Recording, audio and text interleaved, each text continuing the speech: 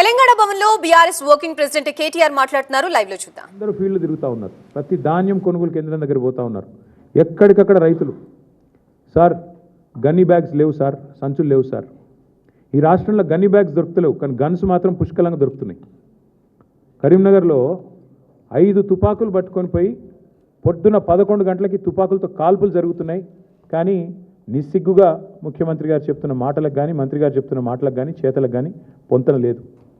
వాస్తవానికి ఈరోజు కూడా రాష్ట్రంలో ఎక్కడా కూడా 30-35% మించి ధాన్యం కొనుగోలు చేయలేదు.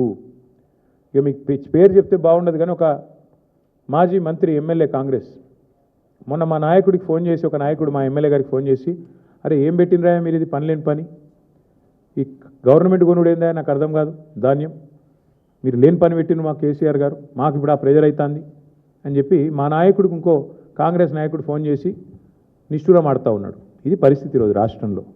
ముఖ్యమంత్రి గారేమో 80% కొనేసిన అంటాడు, మంత్రి గారేమో 50% కొన్నా అంటాడు. మేము చూసినాం క్షేత్రస్థాయిలో. వాస్తవానికి ఈరోజు ఏ ఒక్క సెంటర్లో కూడా ధాన్యం కొనుగోలు కేంద్రాలు సరిగ్గా పనిచేయడం లేదు. గన్నీ బ్యాగ్స్ ఇస్తలేరు, రైతులే కొనుక్కోవాలి. 28 రూపాయలు, 25 రూపాయలు, 30 రూపాయలు పెట్టి సుతిలు వాళ్ళే కొనుక్కోవాలి. మంచినీళ్ళ సౌలత్ కూడా లేదు. ఇంకా మీదికెళ్ళి వెయిటింగ్ ఛార్జీలు కూడా రైతులే కట్టుకోవాలి. ట్రాక్టర్ లోడ్ చేసుకొని వస్తుండ్రు పాపం. వచ్చినాక ఆడ బయట సెంటర్ బయట నేను నర్సంపేట నా కళ్ళతో నేనే చూసిన, మొత్తం మార్కెట్ యార్డ్ నిండిపోయి ఉన్నది. మరి ఎట్లా ఇది పరిస్థితి అంటే, వచ్చి వారం రోజులైంది సార్, వెయిటింగ్ ఛార్జీలు కడుతున్నాం, రోజుకు 2000 రూపాయలు కడుతున్నాం, రోజుకు 3000 రూపాయలు కడుతున్నాం, లారీ అయితే ట్రాక్టర్ అయితే 2000 కడుతున్నాం. రైతులు తమ నోటెంబడి వాళ్ళు చెప్పిన మాట. ఈ సంక్షోభాన్ని గుర్తించకుండా, ఈ సంక్షోభం గురించి కనీస అవగాహన లేకుండా అబద్ధాలు చెప్పి అధికారంలోకి వచ్చిన రేవంత్ రెడ్డి ఇలా నోటికి వచ్చిన మాటలు మాట్లాడుతూ ఉన్నాడు.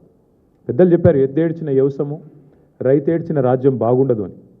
10 ఏళ్ళు దేశానికి అన్నపూర్ణగా విలసిల్లిన తెలంగాణ ఇవాళ తల్లడిల్లుతున్నది. రైతు ఇవాళ కన్నీరు పెడతా ఉన్నాడు. ఇది వాస్తవం ముఖ్యమంత్రి గారు. మేమేదో మిమ్మల్ని విమర్శించడానికి ఇంకోదానికో చెప్పట్లేదు. ఇవాళ రాష్ట్రంలో ప్రణాళిక లేకుండా పోయింది. యూరియా దొరకదు, రైతు బంధు వేయరు, మీరు రుణమాఫీ మొత్తం చెయ్యరు, ఆఖరికి పంట కష్టపడి పండిస్తే మీరు ఇచ్చే అరకొర కరెంటుతోని పంట కొనుగోలు చేయరు. మీ పాలసీ స్పష్టంగా కనబడతా ఉన్నది. ఏంది మీ పాలసీ? మేము కొంటే ధాన్యం 2400 ఇవ్వాలి, వరే మొక్కజొన్న అయితే 3600 ఇవ్వాలి. అట్లా కాకుండా రైతును 4 రోజులు అక్కడే ఏడిపిస్తే పోయి అక్కడ ప్రైవేట్లో అమ్ముకుంటాడు, ఎవరో సేటుకో ఎవరో రైస్ మిల్లానికి అమ్ముకుంటాడు 1700 1800. సచినోడి పెళ్ళికి వచ్చిందే కట్నం అన్నట్టు ప్రభుత్వం ఎట్లా కొంటలేదు కదా, ఆయన వర్షం కింద పడితే నాశనం అయిపోతుంది పంట, మొలకెత్తితే మళ్ళీ వీళ్ళు కొనరు అని చెప్పి ఇవాళ ఆ పరిస్థితుల్లో రైతు ఉన్నాడు. ఇవాళ ముఖ్యమంత్రి గారు ఇంకా కూడా బుకాయింపులతో, బెదిరింపులతో, హుంకరింపులతో, అబద్ధాలతో నెట్టుకొస్తా అనుకుంటా ఉన్నాడు. మేము ప్రభుత్వంలో ఉన్నప్పుడు ఇదే ముఖ్యమంత్రి గారు తరుగు గురించి బాగా మాట్లాడిండు. ఇంత తీస్తారు, అట్లెట్లా తీస్తారు, ఇట్లెట్లా తీస్తారు. ఇవాళ వాస్తవానికి 6 నుంచి 8 కిలోల తరుగు తీస్తూ ఉన్నారు. ఇది వాస్తవం. ముఖ్యమంత్రి గారిని కాంగ్రెస్ పార్టీ నాయకులని ఒకటే అడుగుతున్నా, ప్లేస్ మీరు డిసైడ్ చేయండి, ఏ ఊరు మీరు డిసైడ్ చేయండి, మేము వస్తాం, మా నాయకులందరం వస్తాం. ఏ సెంటర్ కన్నా పోదాం రాష్ట్రంలో. మీరు కొడంగల్ నియోజకవర్గంలోని ఏ సెంటర్ అయినా మేము రెడీ. ఎక్కడన్నా కూడా మీరు చెప్పినట్టు 80% కొనుగోలు జరిగినాయని మీరు రుజువు చేస్తే ఏ శిక్షకైనా మేము సిద్ధం ముఖ్యమంత్రి గారని నేను విజ్ఞప్తి చేస్తా ఉన్నాను. దయచేసి భేషజానికి పోకండి. అనవసరంగా ఏదో డైలాగులతో, పెద్ద పెద్ద మాటలతో. ఇంకా ఎలక్షన్లు చాలా దూరం ఉన్నాయి, ఇంకా 2.5 ఏళ్ళు ఉంది. ఇప్పటి నుంచే ఎందుకు ప్రతిదానికి రాజకీయం?